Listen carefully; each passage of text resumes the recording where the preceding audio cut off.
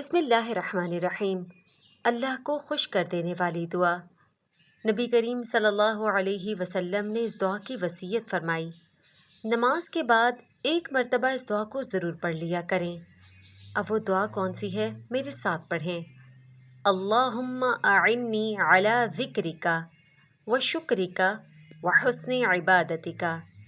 اللہم اعنی علی ذکرک و شکرک و حسن عبادتک۔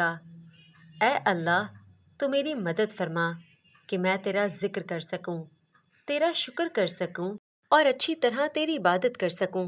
دن میں ایک بار اس دعا کا اہتمام کیا کریں تاکہ اللہ تعالیٰ آپ سے خوش ہو جائے، کیونکہ اللہ تعالیٰ جس سے خوش ہوتا ہے اس کے تمام کاموں کی ذمہ داری اللہ تعالیٰ خود لے لیتا ہے، اور اس روایت کو ابو داؤد میں نقل کیا گیا ہے۔ ویڈیو کو لائک اور شیئر ضرور کر لیں۔ وما علینا الا البلاغ المبین۔